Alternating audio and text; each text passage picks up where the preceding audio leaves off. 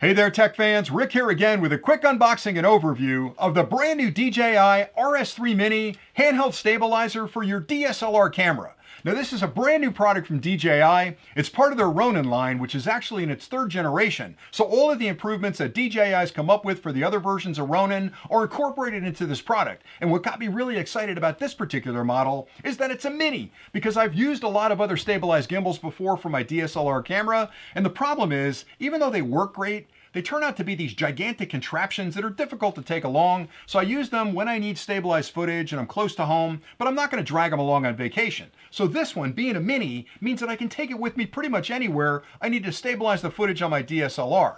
Now, what's really cool about this too is that DJI's been in that stabilized gimbal business for a long time. Obviously, their drones have stabilized gimbals. They've made Osmo Action products you can use with your phone that work really well. They've actually got an Osmo Pocket product that I absolutely love. It's this tiny little camera that has a camera on the top of it with a stabilized gimbal, and it slides in your pocket, and it's just brilliant. But anyway, back to the RS3 Mini. This gives me that same functionality on a larger DSLR camera, which is exactly what I'm looking for. Now, I haven't opened the product yet. I'm going to tear into it right in front of you so you can see everything that's included with the box, but I wanted to start with some basic specifications. So the weight of the unit without the camera is about £1.75, like 1.75 pounds. So it's a fairly light product, which means I can handle it with one or two hands. That's exactly what I'm looking for when I'm shooting footage, holding it on the top, or I'm going down underneath trying to get some footage up.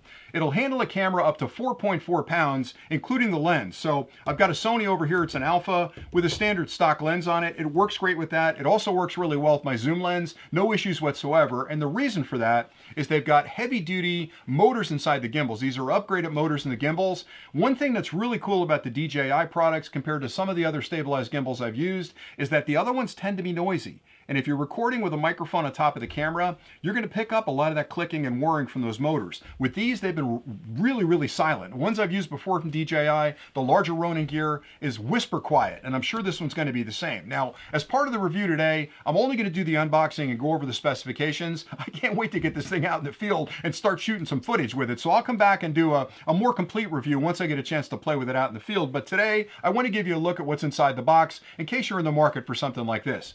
The unit will run for 10 hours on the internal battery. It's a 2450 milliampere hour battery, so you can fully charge it and use it for 10 hours, which is a lot of time for a gimbal like this with a heavy camera on the top of it. So I think they've done a great job.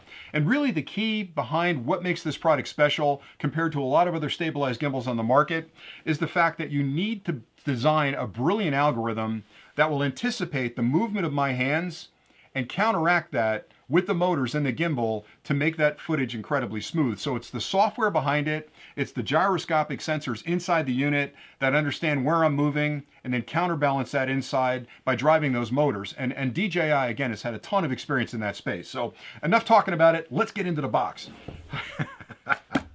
Here we go, RS3 Mini. Woohoo! Man, I can't, summer's coming. I'm gonna have so much fun with this thing. All right, so let's open the box. Now just give me a minute to breathe this in because anytime I get new tech, I just get super excited. All right, right at the top of the box is a packet of manuals. I'll open those in a second. Of course, they put it inside of a bag, which makes the mystery even better.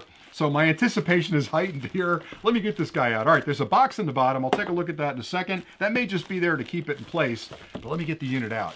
All right, so in a lot of ways, it looks like a microscope. Look at that. But anyway, I'm going to rip open the bag. I just love that they put it inside of a little bag so you can't actually see it when you open up the box. But let's get a look at it. This is going to be gorgeous. Oh, man. Oh, I got the handle. Oh, is that beautiful? Oh, is that beautiful? Look, there's a display down there. It's a 1.4-inch color display in the bottom. I've got the trigger button there for the shutter and for turning on the video. I've got a quick wheel on the back to do focusing. Now again, this will connect over Bluetooth, so I'm pretty sure I can trigger the starter recording and the pictures with the back button, and I can use the wheel on the front to handle maybe the zoom because it's got electronic zoom on it, which will actually move the lens in and out. But that's the unit, and that is comfortable in a single hand. I can definitely hold that with one hand. So holding the camera, I've got the ability with one hand to sort of move this around and capture the footage I need to capture. Boy, is that gorgeous. You can tell looking at this too, that it's a quality product. I mean, it is absolutely built with engineering in mind. That's pretty much the way it is with most DJI products. They really, really understand how to build a product and how to build one that's going to last. Let me set that down gently. Let's see what else is in the box. It's going to be so much fun later.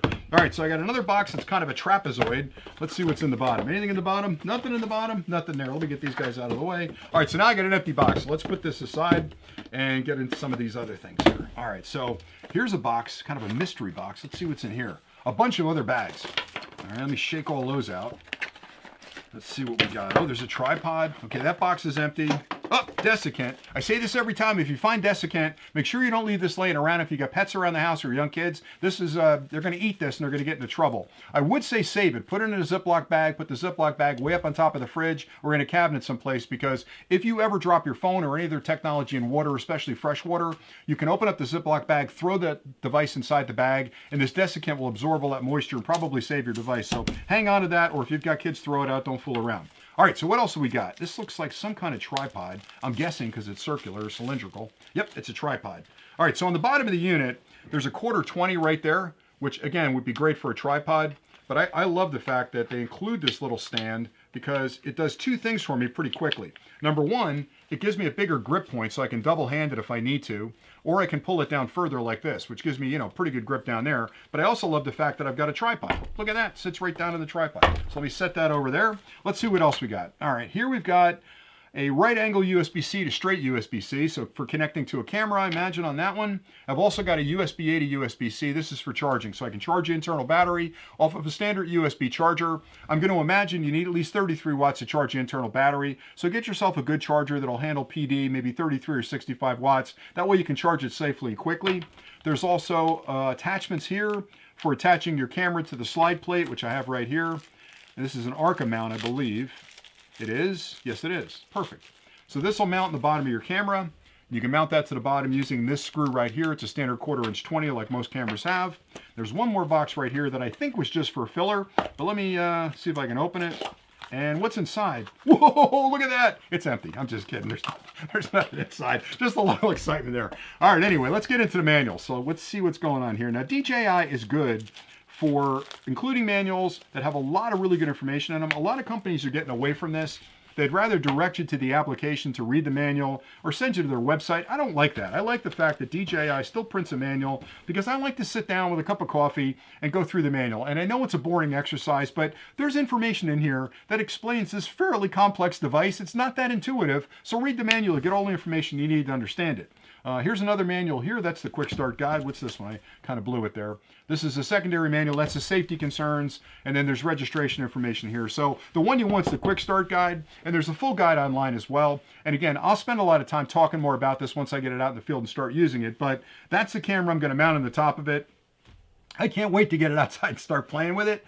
The benefit of this product for me is that, as I mentioned before, there's a lot of other stabilized gimbals out there for DSLR cameras. They tend to be big, they tend to be complicated. This one looks pretty straightforward. It also has the ability to do true vertical shooting. So if you're out there doing YouTube videos where you're shooting in landscape, this will handle it. But if you have to flip that camera because you're doing TikToks or you want to do some vertical imaging, this one can handle it as well. It's a true vertical mount, which a lot of the gimbals out there struggle with. They say that you can shoot in vertical, but the motors are not strong enough to maintain the camera in that position. So what I found with some of the others, not the Ronin series, but some of the other manufacturers, is that when I go into vertical, I get jitters because the motors are straining to keep it straight like that. So I'm getting jitter in the image. With this one, I shouldn't get that because, again, these are heavy duty upgraded motors. I just can't wait to take this outside and really put it through its paces.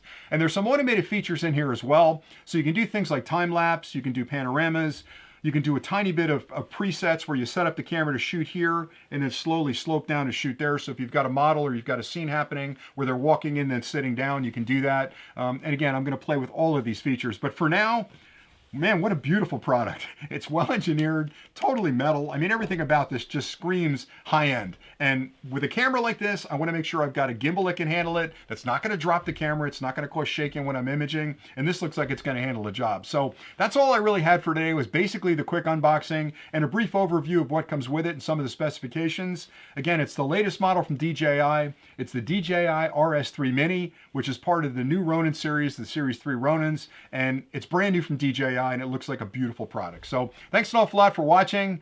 Be sure to check back and see if we've got other clips coming soon, because I promise you I'll be doing more on this. And that's it for today. So thanks again for watching. And until next time, as always, stay nerdy. you.